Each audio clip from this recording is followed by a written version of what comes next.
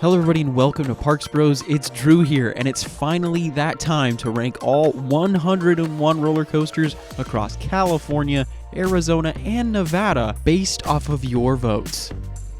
This video is sponsored by Factor. Receive fresh, never frozen chef-created meals directly to your door and 50% off your first box with my link in the description or using my code. But more on that later. In late 2022, I asked all of you in a poll to rate every single roller coaster in the states of California, Arizona, and Nevada on a scale of 1 to 10, with 10 being seen as a perfect ride and 1, well, let's just say the opposite. Out of all 101 of these roller coasters, a good 25 can be considered specifically for the kids, as they either are less than 20 feet tall or go slower than 20 miles an hour, or even limit you from riding if you're above a certain age or height. So let's go ahead and give a look to those 25 kiddie coasters, with Lucy's Krabby Cabbies all the way down at the very bottom from California's Great America. Speedy Gonzalez Hot Rod Racers comes in at number 20 out of all of these from Six Flags Magic Mountain, of course. And believe it or not, our previous winner of Best Kiddie Coaster last time we did this poll, Sea Serpent at Santa Cruz Beach Boardwalk, dropped all the way down to number 13. One of my favorites, Coastersaurus, is sitting pretty at number 6, just outside the top 5. And believe it or not, Coaster at Blackbeard's Family Entertainment Center takes first place, at least this time around. Now, if you're curious on how all of these rides fit in with the rest of the 76 other roller coasters in this entire list, head over to our Shorts channel, where you'll get a step-by-step all 101 roller coasters, and of course YouTube Shorts form. But now it's time for the main event. The 76 remaining roller coasters were ranked from worst to best, all by you. So let's start with a not so surprising last place. We're heading up to Vallejo, California for Six Flags Discovery Kingdom's Kong. This suspended looping coaster is widely considered the worst roller coaster in all of California, if not the entirety of the West Coast, and has been at least since Green Lantern closed at Six Flags Magic Mountain. And it seems like this year you guys chose no different. And believe it or not, it's one of the rides that has eluded me the most in all of my visits to that park. Next up at 75, we're going to head to Knott's Berry Farm for Coast Rider, officially getting 0.5 more points than Kong. At number 74, we're going to head to Arizona for the first time for Castles and Coaster Zone Patriot, before heading back up to Northern California at 73 for Grizzly at California's Great America, the worst wooden coaster in all of California. At least that's what you guys think. At number 72, we're actually going to head to a ride that may not be considered a coaster for some of you, down at SeaWorld San Diego for Tidal Twister, getting a 3.86. Before heading back to Six Flags Discovery Kingdom for their second entry on this list, Cobra, the first roller coaster to get above a score of 4. Now let's head to the next Six Flags park in California, to Magic Mountain for Roadrunner Express, the last of 4 coasters in Bugs Bunny World, before we head to its cloned coaster at number 69, Gadget's Go Coaster, at least as it was formerly known, now Chippendale's Gadget Coaster. At number 68, we're going to head back to Six Flags Discovery Kingdom for what I consider the worst coaster I've been on in California that's still standing, Boomerang Coast to Coaster. Then at 67, we're going to experience another Vekoma family coaster in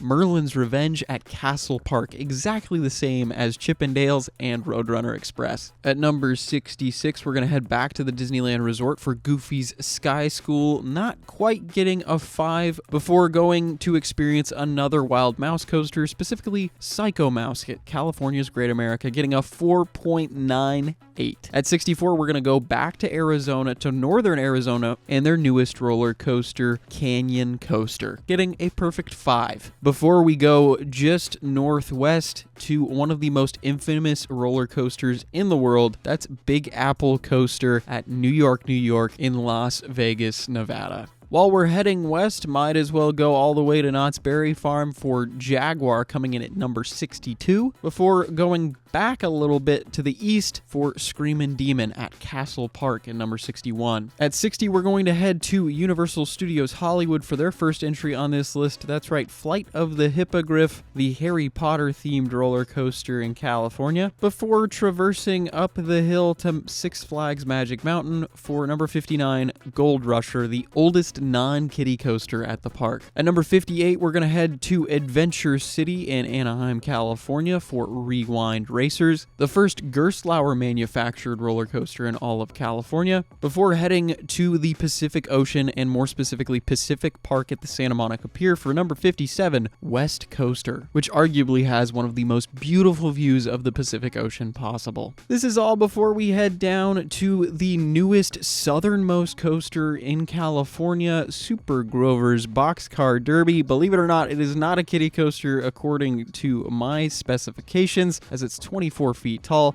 getting a 5.3. This is before we head back to Knott's Berry Farm for the first launcher that will feature at this park, Pony Express, as this coaster launches you to quite a high speed as you're seated on a horse, leaning forward in one of the most interesting seating positions on any ride in the state. This is all before we travel down to Carlsbad, California for Legoland California's own Dragon. This ride is not only a roller coaster, but features quite a long dark ride section that is one that you have to see to believe. This is before heading to another roller coaster named Patriot, this time all the way up at California's Great America, their B&M Floorless Coaster. This is right before we head just a bit north to Six Flags Discovery Kingdom for their newest attraction, Sidewinder Safari, a spinning roller coaster that'll make you feel like a spinning top. And we weren't away from Legoland California for too long, as number 51 is Technic Coaster, their Wild Mouse coaster, and actually a clone of Coast Rider at Knott's Berry Farm, just without those shin restraints. We've officially made it to the top 50. This is where it's going to get really fun. But I'm sure as you're watching this video, you know what's not fun about theme parks. And that's waiting in line, especially for food. A lot of the time at theme and amusement parks, this food that you'll wait what seems like hours for might not be the healthiest of options, and for many people might not adhere to their dietary needs, as many vegetarian, vegan, and low-calorie meals at theme parks typically are just a plain salad. That's where Factor comes in. Factor is a food delivery service with never-frozen chef-created meals that bring convenience and nutrition to the forefront, especially compared to theme and amusement parks. If you're running late for rope drop or don't want to wait in that half-hour-long line just to wait more for food, Factor arrives straight to your doorstep, and each meal can be prepared in as little as 2 minutes. And with over 27 different meals and 34 plus add-ons, there's even more options than the yearly theme park food festival. And with dietary options such as vegan and vegetarian meals, low-calorie options, and meals for the keto diet, you'll never have to settle for that theme park iceberg lettuce with a side of ranch dressing ever again. Use my link down in the description box below, or go to go.factor75.com and use the code FACTORSE33335 for 50% off your first box. Huge thanks to Factor for sponsoring this video. Now let's get back to ranking. At just about the halfway mark at number 50, we're going to head back to Santa Clara, California, to California's Great America for their Aero Looping Coaster, Demon, before traversing all the way down the coast of California to Belmont Park in San Diego for Giant Dipper, one of the oldest roller coasters in the entire state. This is before we head out of state back to Castles and Coasters in Arizona for Desert Storm, the only looping coaster in the state, at least for another couple months. After that, we'll head to one of the only coasters that opened up in 2020. That is Mineshaft Coaster, located in Big Bear. This is before we head all the way up north to Sonoma Train Town for Mine Train, getting the first score of 6 at number 46. How about that? This is when we'll head to the second inverting roller coaster in the entire state, and that is New Revolution at Six Flags Magic Mountain, garnering a 6.03. We're going to stay at Six Flags Magic Mountain and head up that mountain itself for Ninja, coming in at number 44. Next up, let's head to Santa Cruz Beach Boardwalk yet again for their spinning coaster made by Maurer, Undertow. Heck, we're still heading up north for Six Flags Discovery Kingdom's own Batman the Ride,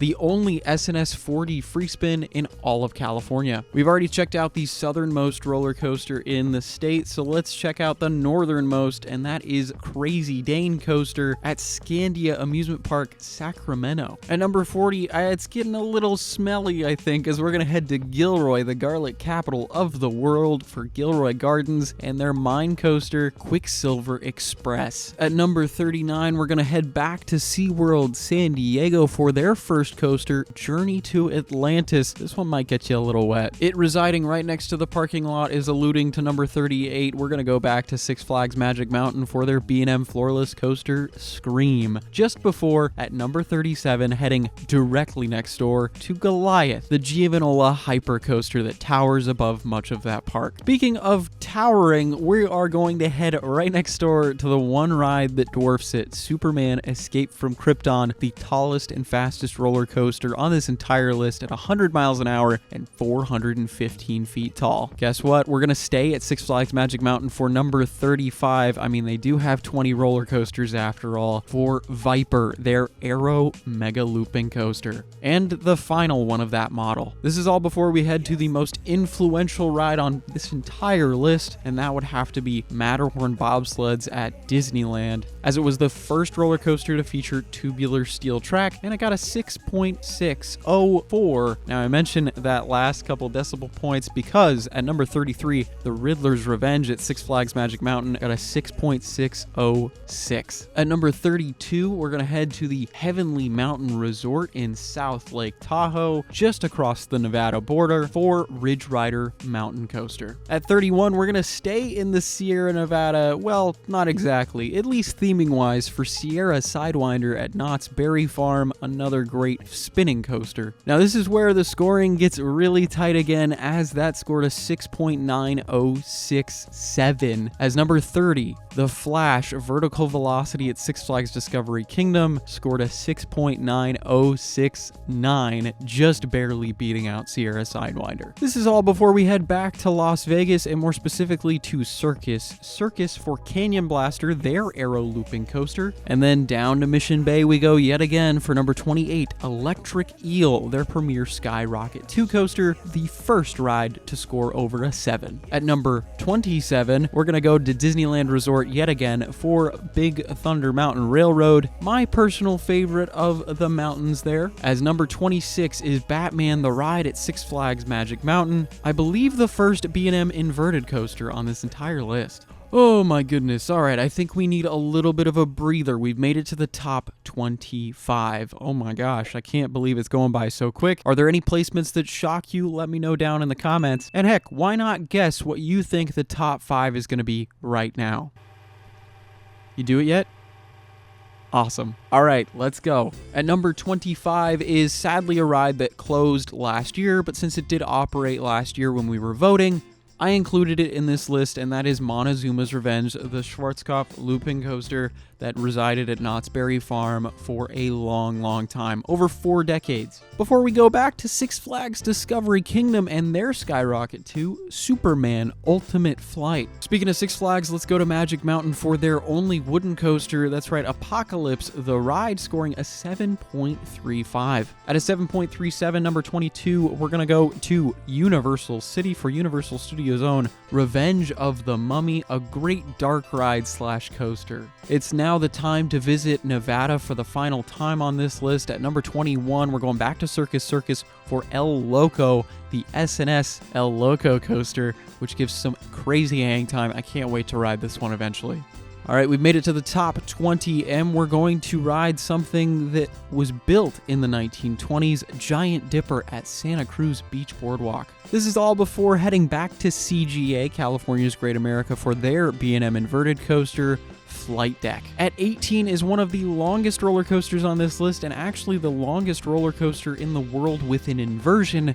That's the Incredicoaster at Disney California Adventure. This is all before going back to another B&M inverted coaster, Silver Bullet, located at Knott's Berry Farm. Let's head down the street just a ways to Disneyland Park for their indoor roller coaster, Space Mountain, coming in at number 16. Oh, I'm sorry. Space Mountain. Did I get that right? At number 15, we encounter yet another B&M floorless coaster, Medusa at Six Flags Discovery Kingdom, just missing out on that accredited 8-point overall mark. As number 14, West Coast Racers at Six Flags Magic Mountain, which opened in 2020, is the first of our roller coasters to get an 8 overall rating. In almost ironic fashion, we're going to stay at the same park with the same manufacturer with a similar model, if not exactly the same, for Full Throttle, getting a 1/100th of a point higher. Now, that's not the only battle that's happening in California with 1/100th of a point difference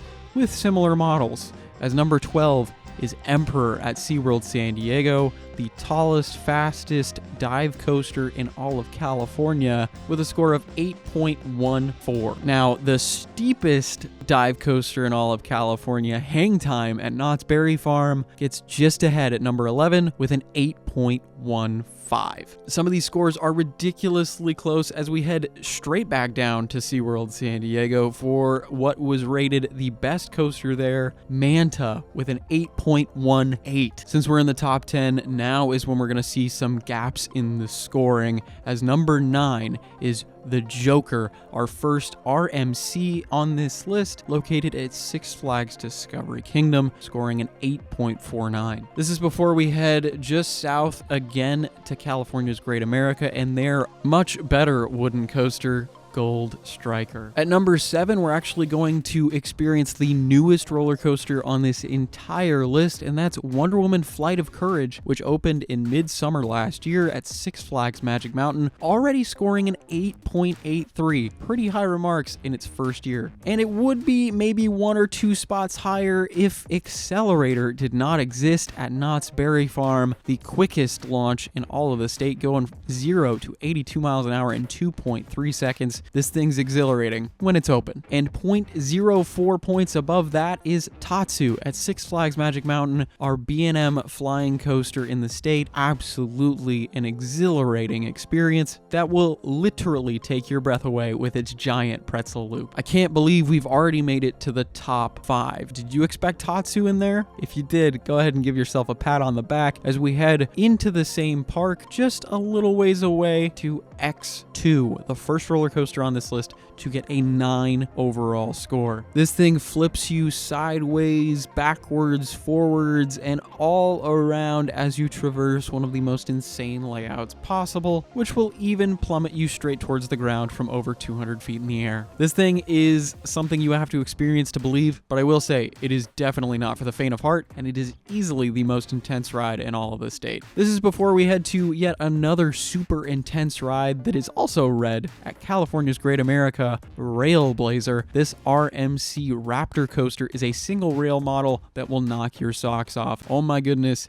If you want the most intense ride though, make sure to head towards row 8 in the very back. Now we've made it to the top 2. Which wooden supported ride will it be? Well, number 2 is Ghost Rider at Knott's Berry Farm, the highest ranked wooden coaster on the list. Jumping up into that coveted second place spot, this ride feels like it lasts forever. There's plenty of great airtime moments, amazing hand and head choppers which make you feel like you have to bring your hands closer to your body, otherwise they'll be gone, and so much more to love. This ride easily deserves second place, at least in my opinion. But that leaves us with one ride left, and it's an easy choice, as it has a 0.4 point lead above any other ride, and that is Twisted Colossus at Six Flags Magic Mountain. This RMC Mobius Twin Lap dueling coaster has some of the best airtime in the entirety of the US. Add in some really great dueling features where sometimes you'll have another train above you and upside down, or vice versa, and so much more. Not to mention, it feels like you're riding this ride 2 times in one.